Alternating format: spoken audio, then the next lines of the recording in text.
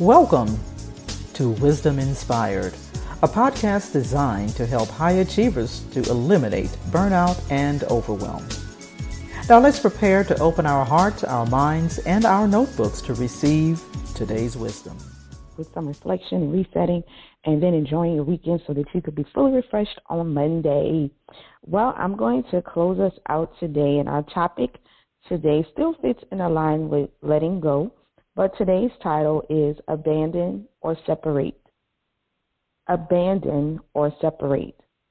So I was challenged a little bit when I was given this, and I knew where it would go, but the challenge was making sure I could deliver it in a way that you could hear what was in my mind, right, the way that I was getting it. So the reason abandon or separate came up is because as I thought about letting go and thought about some of the challenges, we talked a little bit about it.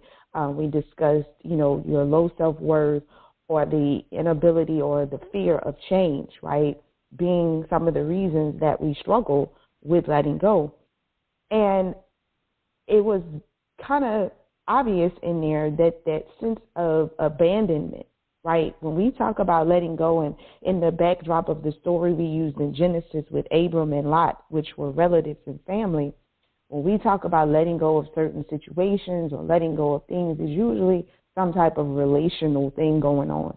Because as humans, everything is relational, whether we want to believe it or not.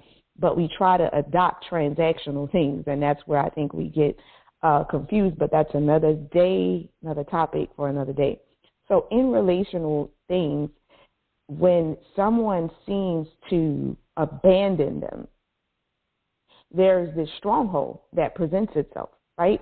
You feel like there's incomplete issues, or sometimes some of you may have heard or may have said it yourself, I don't have closure, or and this isn't to talk about people who've been abandoned in their childhood or anything like that, or to make light of it. So please don't get that serious or take it to that context, because I'm not a psychologist or anything like that. I don't work with mental health or any of that. So, but I'm talking in practical terms for leaders today. So there is this underlying sense of abandonment sometimes when we talk about letting go, that we don't want to abandon people. We don't want to abandon the mission.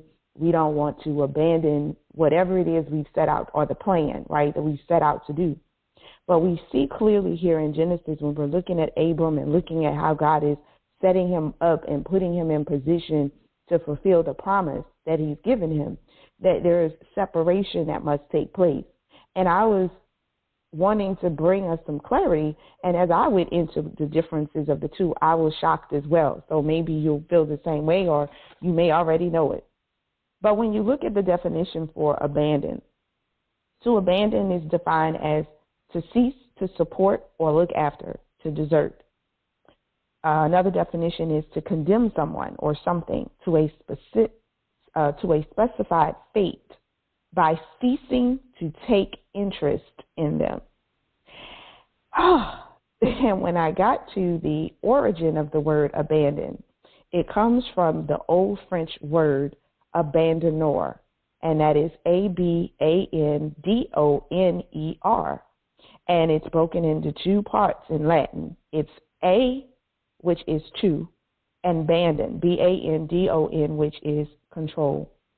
So basically, the original context of the word abandon means to bring under control. So that kind of helped me, right, and ignited this idea that maybe that's part of the reason we are challenged with letting go of situations, letting go and letting God lead us and order our steps, is because we don't want to lose the false sense of control that we have come under. And also when we deal in relational things, we feel out of control, right? If a person abandons us, or we perceive that we've been abandoned, let me say that, we feel that there's some sense of control that we have lost, whether it's in that relationship, whether it's in the decisions that they're making, whether it is that we feel we're under their control now because we're held to that moment. The moment that they abandon us, we never live beyond it.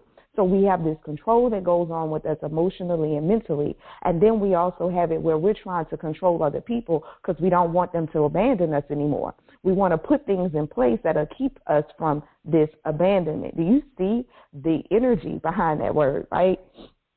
So when we talk about this sense of abandonment, what stood out to me is that abandonment is a lack of responsibility to the situation.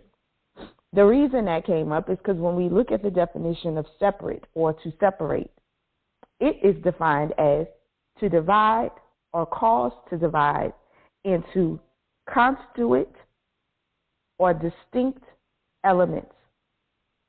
It's also defined as distinguished between, to consider individually. So to separate means to be whole, to just take two wholes and put them in different places, to put them in their distinct elements, to put them in their individual cast.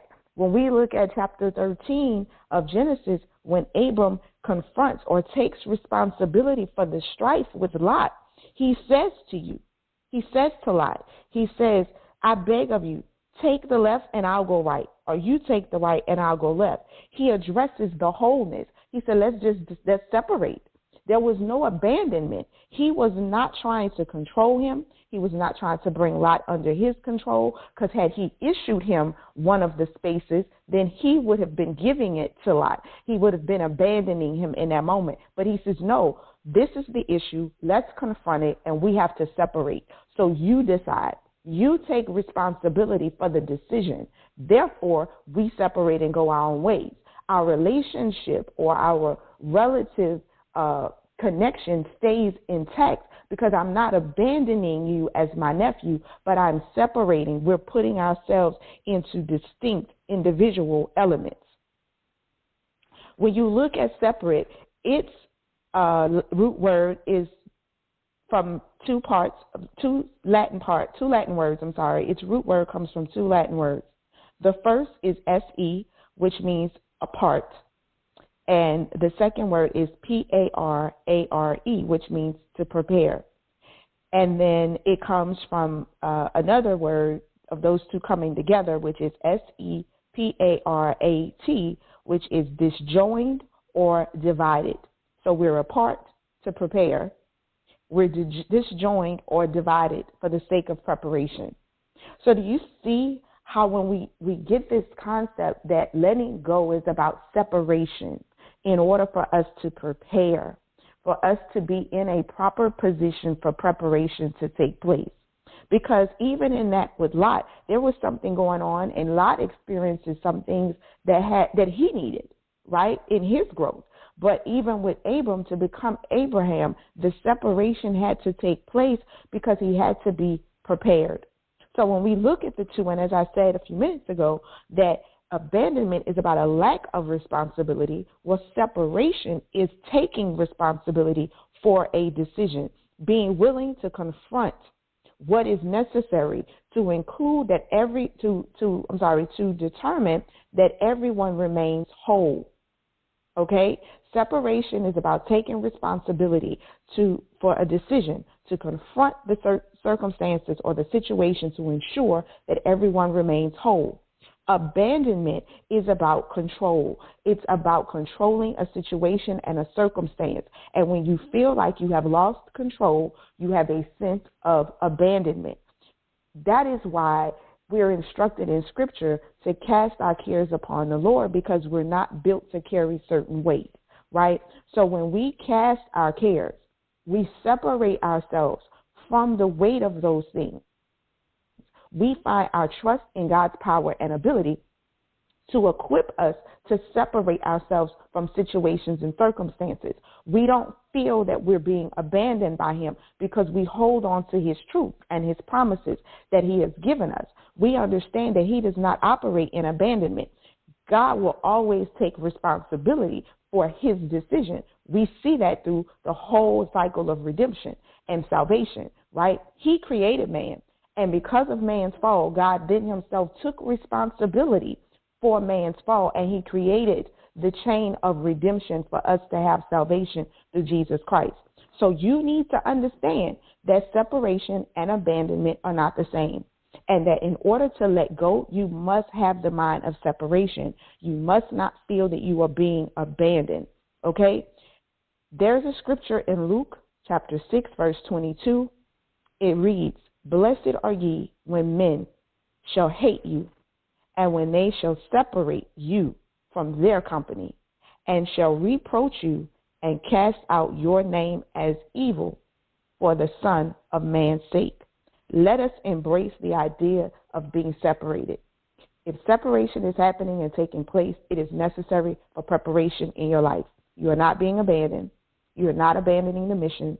You are not abandoning people, but you are being separated, placed into your individual, distinct category for the necessary preparation that needs to take place so that you can fulfill the ordered steps that have been placed before you.